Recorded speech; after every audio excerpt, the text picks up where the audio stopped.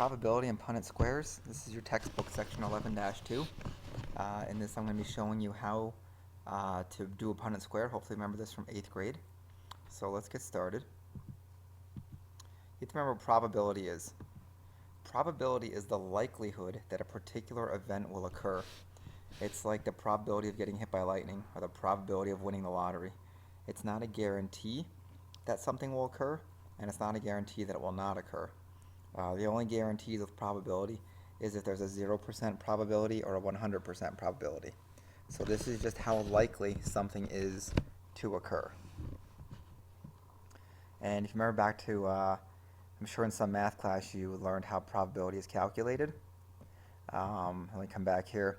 And probability is just the number of things that you want to have happen over the total things that could happen.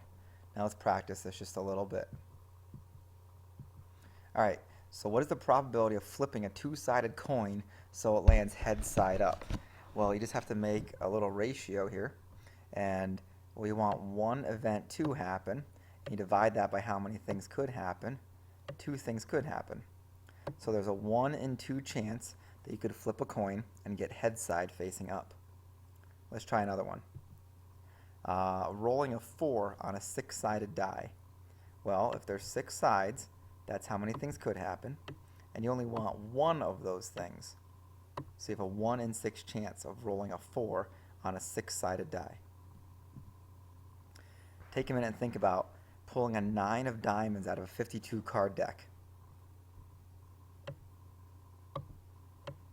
So we have 52 total things that could happen.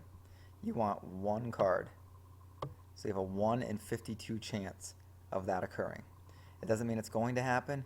It doesn't mean it's not going to happen. It means that it's likely not going to happen. Pulling a club card out of a 52 card deck.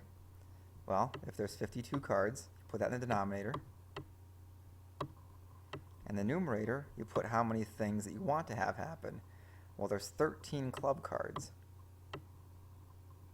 So it's 13 out of 52. You can reduce that down a little bit to 1 out of 4.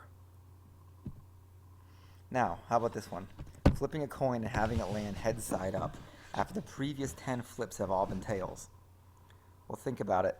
What happened before does not affect what's going to happen now. So it's still a 1 out of 2 chance. You want head side up. There's 2 things that could happen. The 10 things that happened before do not influence what's going to happen on that next flip. Each event is independent. And that's something we're going to have to remember as we go through Punnett squares. Okay, we said last time that for every sexually reproducing organism like humans, there are 2 alleles for every trait. The way those 2 alleles interact determines the organism's genotype. And then we said, why are there 2 alleles? Hopefully remember, one came from Dad. So Dad gave us 1 allele for every single trait through the sperm cell, and Mom gave 1 allele for every single trait through the egg cell.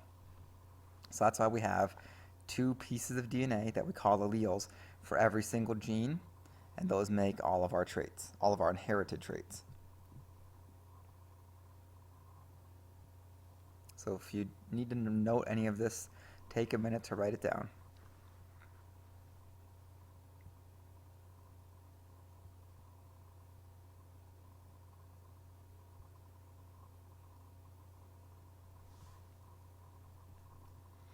Alright, now let's review Punnett squares. I know that you learned this in 8th grade, but a Punnett square, all it is the diagram. It's just a tool, and it just shows the combinations of genes that offspring could have when 2 parents mate.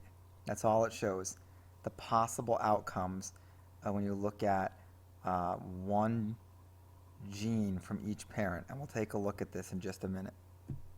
Whenever I use the word cross, that just means mating of 2 sexually reproducing organisms. So I'm going to be using that word cross a lot, and that's all that I mean. 2 organisms that reproduce sexually, producing offspring. And we'll use a Punnett square to see what alleles their offspring could possibly inherit from Mom and from Dad.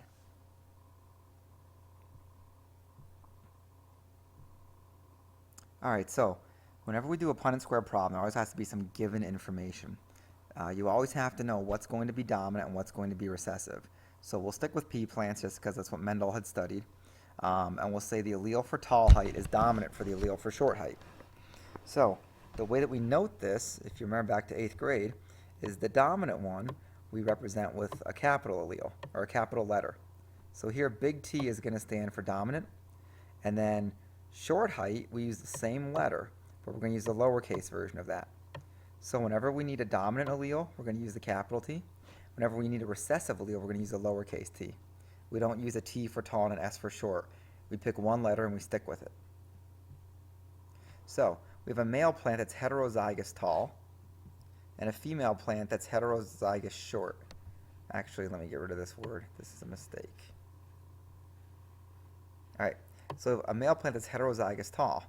Well, hetero means two different things. And if it's tall, it's got to have a capital T. But its other parent couldn't have given it another capital T because we call that homozygous because homo means the same. So its genotype has to be big T, little t.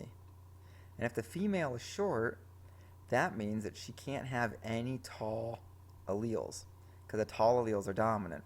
And if she had a big T, she'd be tall. So the only way to be short is to be lowercase t, lowercase t. That way she doesn't have any tallness dominant alleles, and that way the female plant can be short.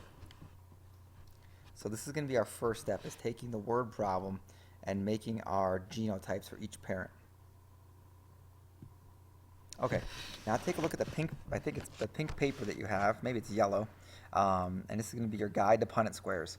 So the step one we kind of already did, but we'll do it again. You have to take the word problem and then figure out what your alleles are going to be and the genotypes for each parent. So we said we're going to cross a male that was heterozygous tall with a female plant that was short. So we're going to pick a letter and stay with it. You can use A's, you could use any letter you want. I just always take the dominant trait and use that first letter. So it'd be heterozygous tall, and tall is dominant. You need one capital T and one lowercase t, because hetero means two different things, and to be tall means you have to have one capital T. To be short, you can't have any capital T's, because if you had one capital T, you wouldn't be short. So that's what that parent's genotypes have to be.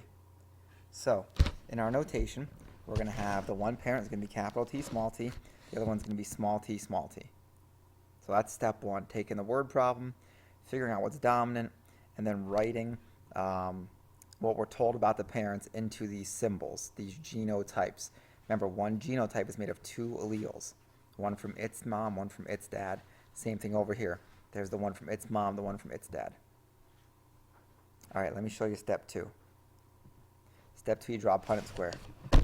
And what you do with your Punnett square, you take one parent's allele, doesn't matter which one, and you put them on the top. You put one over top of this column here, and you put the other allele over this column here. Remember the other parent was small t, so we'll put those over here. Now this part, you take this large T and you copy it down here and down here. So we'll make a big T here and a big T here. And same thing with this little t. We're going to copy it down into this box and down into this box. This little t, we're going to copy it to the right and to the right. So we'll put the small t here from that parent, and we'll put the small t here from this parent. And this small t, we'll copy it here. And we'll take this small t and we'll write it to the right, right over here as well. Now, a lot of people like to stop here and say that they're all done, but this doesn't show me that you know anything. Just is a bunch of T's in a box. So when we do Punnett squares, you can't just stop here, because you need to show me what all of this means, and that's what step 3 is. Step 3 is interpreting the Punnett square. That's you proving to me that you know what all these T's inside of here mean. So remember, here was the one parent's genotype, here's the other parent's genotype, and what we have in here are 4 possible combinations for their offspring. Okay? So the probability of this one coming out is 1 out of 4. Probability of this one's 1 out of 4. Same for this one, same of this one. None of them are guaranteed, but it's just the probability of each one of these being the offspring. So let's see how we interpret this thing. Okay, over here, I want the genotypes and the probabilities. So if you look up at your Punnett square, we only had two different genotypes inside the box. We had big T, little t, and we had little t, little t. So just write them all out.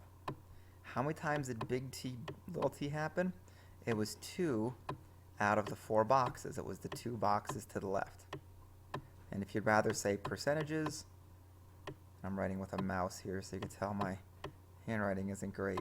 You see there's a 50% chance of having a pea plant that was big T, little t. Now, what are the probability of having a pea plant that would be little t, little t? Well, it was the 2 boxes to the right. There's a 2 out of 4 chance of that. And so that means there's a 50% chance of having plants with that genotype. Whoops. Okay, so genotype means this, the type of genes, okay? The 2 alleles that you got from one from mom, one from dad. Phenotype means the physical. What are these plants going to look like if we let them grow? So, what would big T, little t look like? Well, if tall is dominant, then these are going to come out tall. So we'll just write the word tall. And again, there's a 2 out of 4 chance that a certain pea plant will be tall, and that is, there's a 50% chance that that pea plant comes out tall. So if we had 100 peas from this cross and we chose one at random, there's a 50% chance that one would grow into a tall plant. Or if we planted all 100, about 50 of them should be tall. There's no guarantees, it's just probability. Now these would come out short because they don't have any of the tall capital T DNA. So these would be short.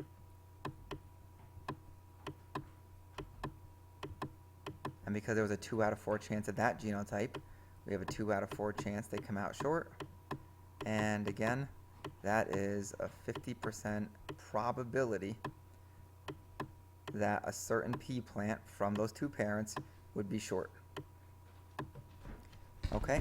And then whenever you do a Punnett square, take a look at the problem. If they're asking you to do anything else, make sure you answer any of the other questions. But those are the 3 basic steps. Taking the word problem, making it into the 2 genotypes, then copying them into your Punnett square, then transferring all the letters down the columns and across the rows, and then here we are at step 3, interpreting the Punnett square. Tell me what the probabilities are of each genotype and what the probability is of each possible phenotype. And they don't always line up like this. It's not always 50 here, 50 here, and then 50 here, 50 here. Okay, sometimes you could have 3 different genotypes here and only 2 different phenotypes over here. And if you pay attention and take things nice and easy, you'll see what I mean. Now, your homework tonight is or for the weekend, is to go over that SpongeBob genetic sheet. The top part, you just have to look at the phenotypes and tell what the genotypes are. Then they're going to show you some genotypes. You have to write what SpongeBob and Patrick will look like. They're going to want you to tell them which genotypes are dominant, which ones are recessive, homozygous, heterozygous, things like that. And then there's a few Punnett squares, 2 at the bottom, and there's a few on the back. You're going to have to do them on a separate sheet because you probably won't have enough room. And then we'll go over those on Monday. All right, so please email me if you have any questions, and I'll see you all on Monday.